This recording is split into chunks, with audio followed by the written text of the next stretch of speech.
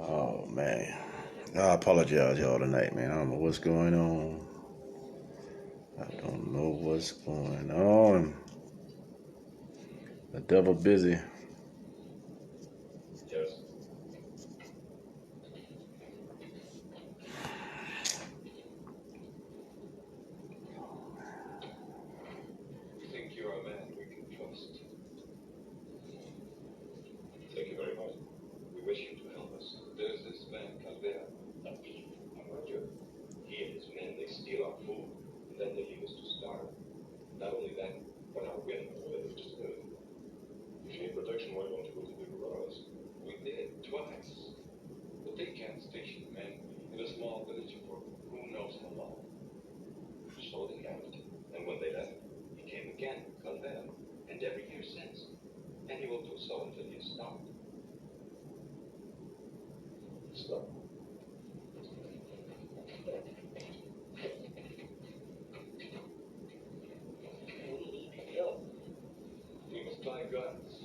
Man, I'm trying to get Dr. Head on here, man. We having problems with the phones. I don't know what's going on. Connection, man.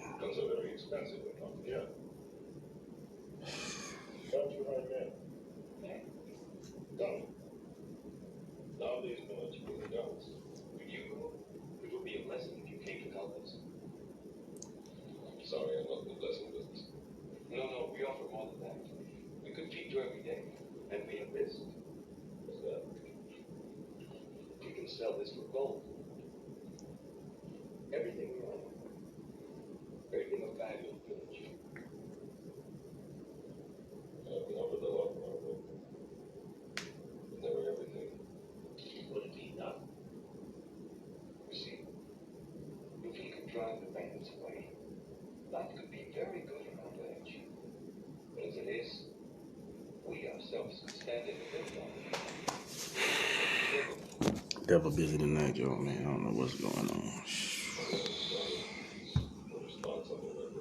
Man, I tell you. Okay, they might add it.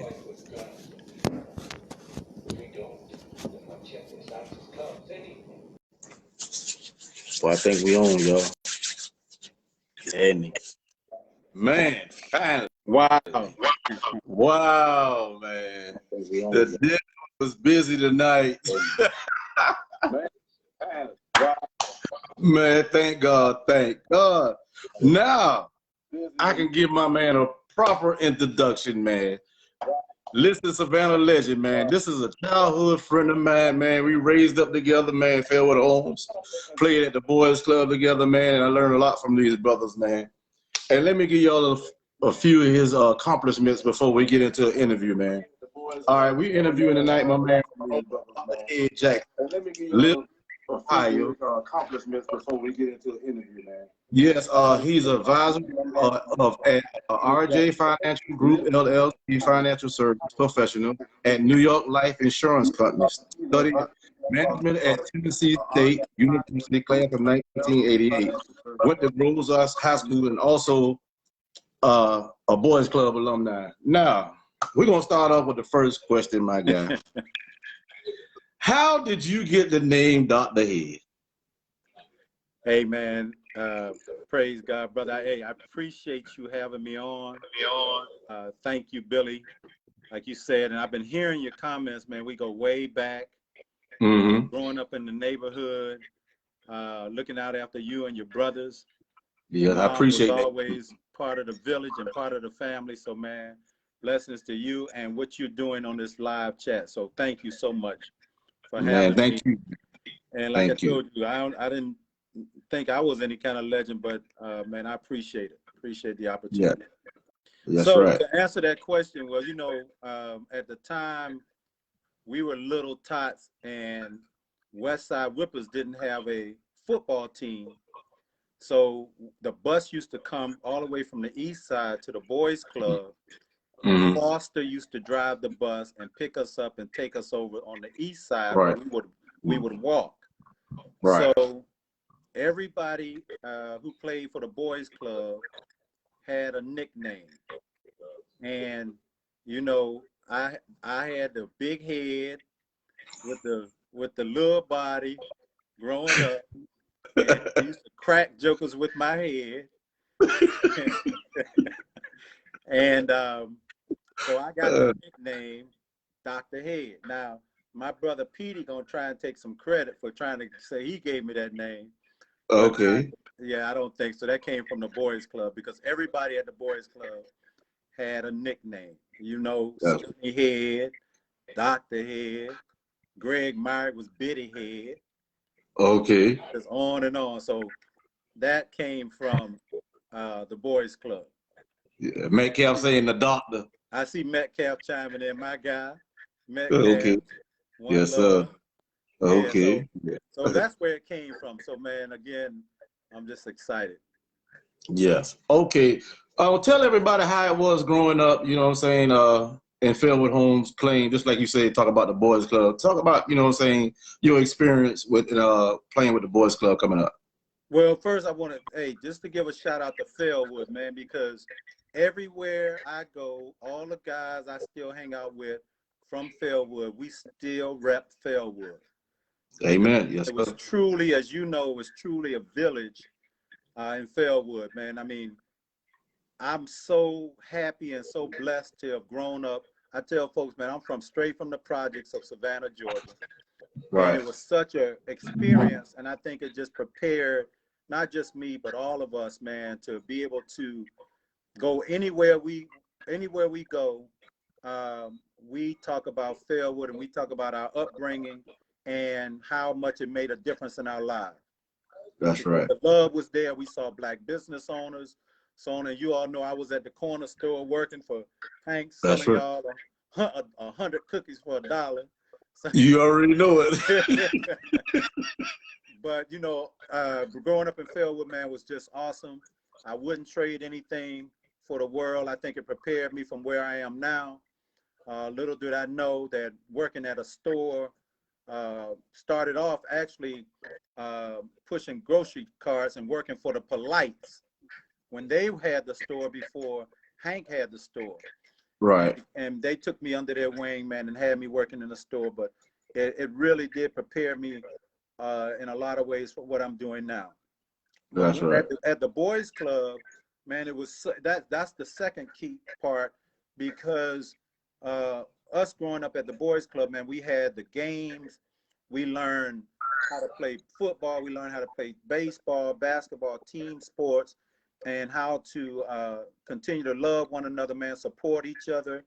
I don't know if I would be here without Fairwood and the boys club, because in those days, man, it taught us discipline, taught us respect. Man, it was just a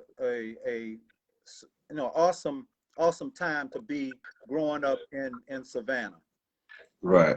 Totally different, man. But I still have vivid memories of Fairwood, of the boys club. You know, I learned how to swim at the boys club. Basketball, football, shooting pool, bumper pool, all those things, man. And you know, just wherever the boys club took us, that's where we went. Nothing against the West Side or the West Side Whippers, but at the time, like I said, if there was a team in the West Side, we would have probably been at the West Side playing as opposed to the boys club and whipping their butt. That's right. We had so many stars that came out of the West Side. Yeah.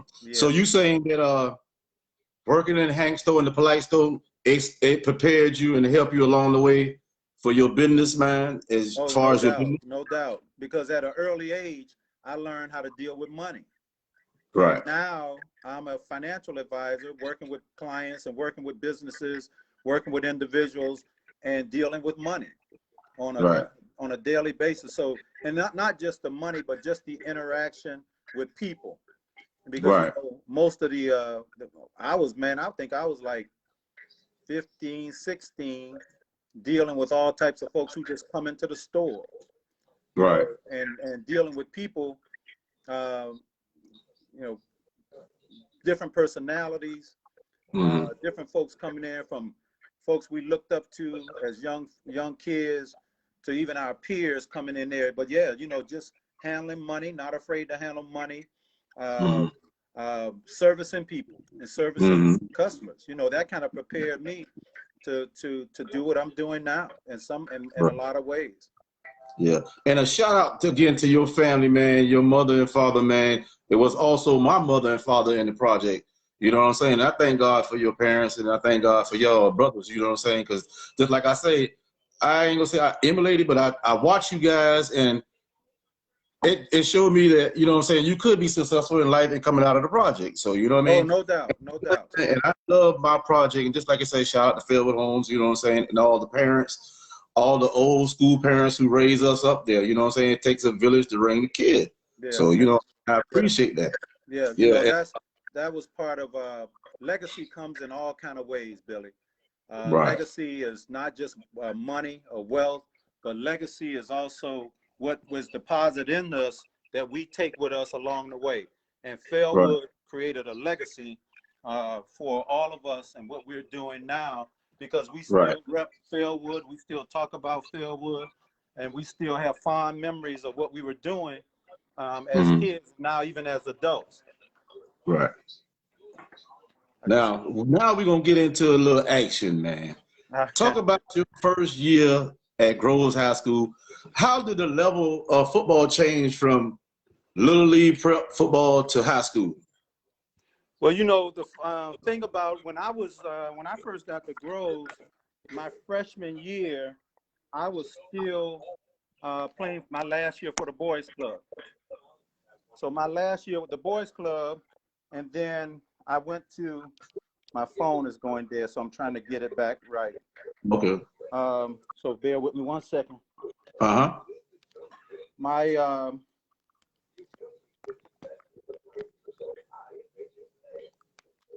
okay, I'm back. My so I played my first year at Groves was I was on the junior varsity team, and you know, folks who came from the boys club and from, you know, they kind of coveted us.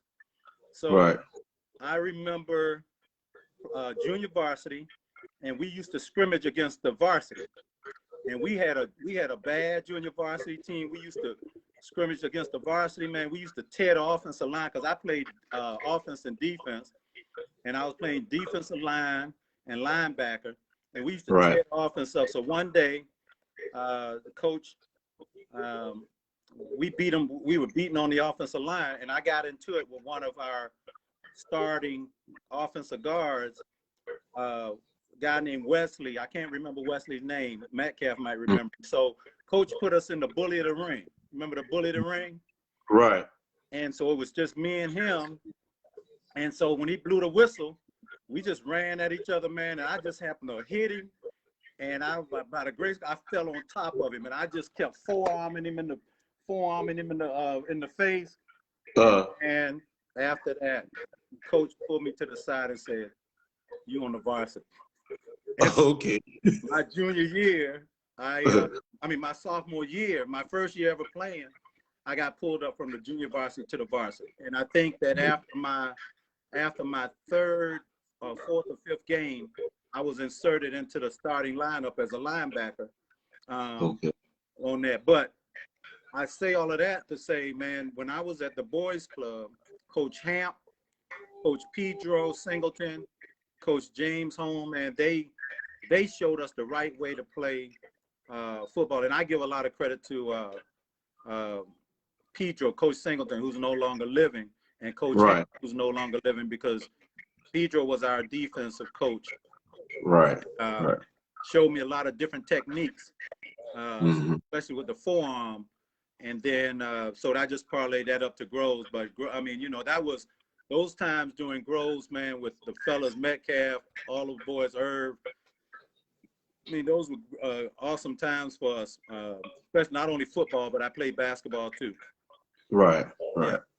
Okay. And during your football season, who was your toughest rival coming up playing football in Groves? At Groves, man, who was it? we had a crosstown rival, which was Tompkins High. And just a side note, I actually went to practice before I came over to Groves, I went to practice with Tompkins. Because my brother played at Tompkins, I wanted to go to Tompkins. I didn't want to go to no Groves. Okay. So I was practicing with Groves, and man, one day they just pulled me in the office and said, "Son, you out of the wrong jurisdiction. You got to go to Groves." And I was heartbroken. To play with Groves. You know, Melvin was over there, Keenan Frank, right. all of those guys. I wanted to play with them, but I had to go over. So they were our crosstown rivals, of course. But, right. BC had a strong team. Beach High, you know, all of those teams. Actually, when I first played as a sophomore, we had one of the top teams in the state because we had some. I think our offensive line average maybe 2 something. We had Clee Marks, all those guys, man. Some of those guys went. Donald Chumley went to play for Georgia. I think Cleveland, right. South Carolina. But we had a Pooter Walker, all the Walker brothers, some boys off of the Hudson Hill and Rosenard Hill, man.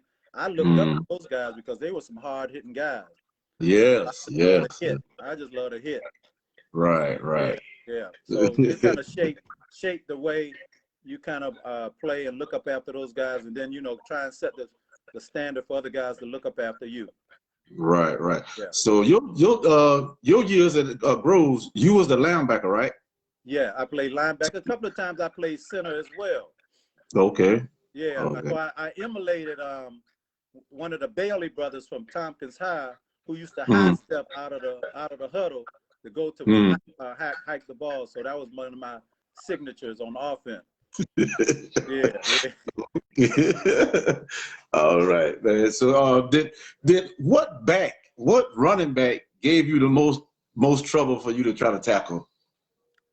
You know, Alex gonna try and remember Alex off of Hudson Hill? Yeah, the Alex Smith? Yeah, Alex was gonna it? try and say, What Alex's name was? I can't remember Alex, but he was our fullback. Right, little short, fat, chubby. Yeah, he's gonna claim he gave it because one time we was scrimmaging, and one time he came up and juked me, and I fell to my knees, and so he'll probably say he did. But I think one of the toughest backs, man. My last year, we played Jenkins High School. We right. lost one game. Alex Wright. Alex Wright, yeah. That's right. Yeah, thank you, McBack. Right. Yeah. So our last year, man, Ronald Gohagan. We were, I think we were like 5-1. They were undefeated, but that was a big game for us because we played them at Memorial Stadium on a Saturday. And man, that boy was he was tough. You know, some of the other guys, but man, I just love the game and just love hitting. And man, listen, it's funny you mentioned Ronald Gohagan because the year that I went to Tompkins, I let them boys, you know what I'm saying, trick me because I ain't gonna start playing basketball. I ain't let them boys trick me to come out one year and play football. So Michael Jackson was the quarterback, Sabah. You remember him? Yeah. So he threw me a pass, man, and it went on my fingertip. And boy, look here, Ronald Gohagan was playing linebacker. That man hit me so hard, I went to the sideline and told them boys, man, I see y'all basketball season. Football for me. So, you know what I'm saying? I got a memory of Ronald Gohagan myself, you know what I'm saying? Played running back as well. And right. Yeah, they beat us that game. But that was a tough one to swallow there. Yeah. All right, now since we are talking about, let's talk about what all accomplishments did you win? Get all city in football? Yeah. So you know, I not just football, but in academics as well. I was the junior class and senior class president. Okay. Coach McGraw, remember McGraw was our assistant principal. Right. He came and pulled me out of class one day and brought me in the office and told me, I want you to run for junior class president. I'm like, man, for what? I ain't running for no junior class president. But he kind of broke, you know, I beat it, you know, I don't think they ever had a black one or what have you. And so I became junior class, and I became senior class president. But on the football field, so yeah, all city. I think I got the McDonald's Hellman Award. Got man, I don't know. It was a few of them that I did receive. Best defensive player. And then I had some scholarships coming out of Groves. Savannah State came to my house and met with me and my folks and wanted to offer me a full ride. At the time, they didn't call them full rides; they called them 1-year renewable scholarships. So they offered me a scholarship, and then our coach from Groves had went to Livingston University in Alabama, and he wanted me to come there. And then I remember visiting a school in South Carolina, a small school in South Carolina. I didn't want to stay home. I didn't want to go to Alabama or South Carolina. I actually used to hear about HBCUs on the radio. Right. And so it was getting time to sign to go to college. And I remember Irvin Scott, who was our quarterback, he'd asked me who I was going to sign with, because he had been recruited for a school in South Carolina and a couple other schools. And so I said, man, I don't know, but the first HBCU that sends me something in the mail, that's who I'm going with. And Tennessee State sent me something in the mail. And Irv decided to go to TSU as well. So we kind of went together at Tennessee State University. Yeah. So that's how we got to TSU. But I wanted to go to an HBCU. Okay. I'm proud. I'm glad you went to HBCU school, brother. And you know what I'm saying? I appreciate that. You know what I'm saying? And how was that college experience life with, you know what I'm saying? Man, you asked your son. As a side note, I was at the University of Tennessee and I met your son. Right. Because one of my buddies, he played linebacker for Tennessee State, and he's one of the defensive coaches and the college recruiter for the University of Tennessee, Patrick Abernathy. Right. Got a chance to meet him when I was there. When I went to that game when they played in Florida last year before COVID. Oh, okay. Man, it was nothing like Tennessee State was like a Fairwood Homes. It was, black college experience is nothing like it. Right. I got a lot of friends who went to PWIs, and they always will say, man, I wish I went to HBCU, but you got the family atmosphere, you got the teachers that care for you. You always got the flip side to it, the long lines and all of that, but man, it was no better experience for me than to go to an HBCU like Tennessee State. Right. We had the year I got there was the year that Richard Dent had just graduated, and they sent about 5-6 guys to the pros. Irv and I actually walked on. We didn't have scholarships. We actually walked on, but Billy, I'm gonna tell you, after they were bigger, they were stronger, they were faster. And, I left Groves at about 165, 170 as a linebacker. Right. When I got to Tennessee State, I walked on, and they wanted me to play strong safety or cornerback. I ain't have no speed. I ain't have no breakaway speed. I can angle a person off and hit them, but so I remember we had to be at practice in the morning. We had to be at practice, be finished with our studies about 2:30, get back on the field, go to dinner, and then we had to go to library. And every female knew that the football team was at the library at 7 o'clock. So it was no studying at all. And I was a studious type of guy. Right. My grades slipped a little, and I said, I just made a conscious decision. Said, man, my mom and dad ain't sent me here flunked out of school, so let me get myself right. And I stopped playing. I never had aspirations of going pro. But I always say, if I had about 200, 220 at 6'1", I probably would have tried. Oh yes, most definitely. Yeah, because you used to hit too tough. Yeah, most definitely, man. At 165, 170 soaking wet. Nah, brother. it was time for me to call it a night. I know that's right. I Yeah, know that's right. yeah. Yeah. But the experience was, yeah. Well, go ahead. no, I say the experience was awesome. I got out of Tennessee State, and my last year I was in the School of Business, so I graduated with a BBA degree in management concentration. Right. A lot of companies came to the school to interview for jobs, and out of the ones that I interviewed with, a company out of a bank out of Detroit, National Bank of Detroit, NBD, they made me an offer, and I accepted the offer to go up to Detroit. And I remember everybody telling me, going to Detroit, you hear about what's going on in Detroit? You know, but I said, hey, I looked it up, and Detroit had 1 million black folks. I said, I'm sure gonna meet some good black folks. I can't meet all bad ones. But I took a leap of faith, man, and just went to Detroit. And that was an experience. I had the best time, some of the best times of my life in Detroit for about 6-7 years. Yeah, okay. And how many kids you have? So I got 2 daughters. I got married in '95. I married so I dated a young lady in college, and we broke off after college because she went to be a chemist at Goodyear in Akron, Ohio. I went to Detroit. I have no aspirations of getting married. I was like, nah. And then funny thing is, I tried to be slick about it and tell her, well, you know, if it was meant for us to be, God would put us back together. But the funny thing is, I was living in Detroit.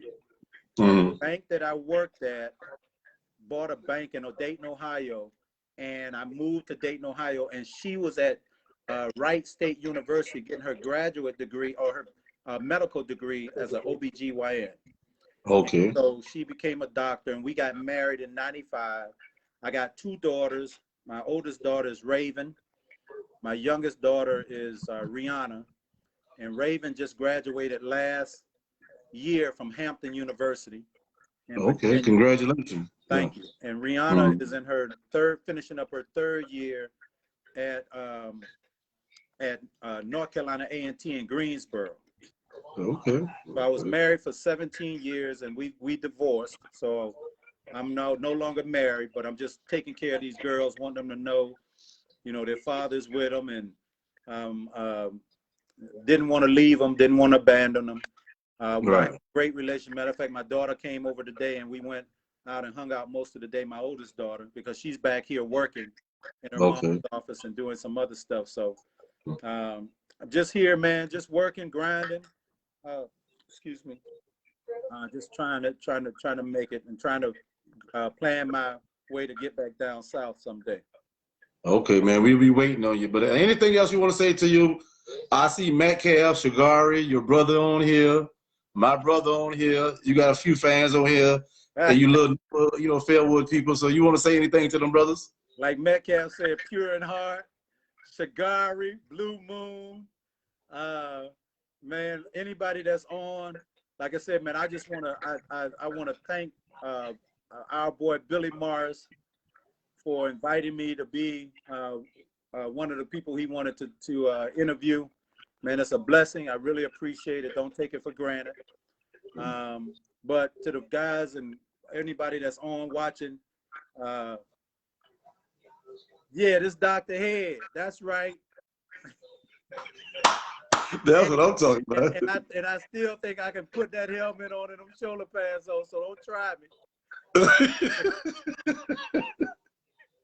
So yeah, man, but it's hey, thank you, man.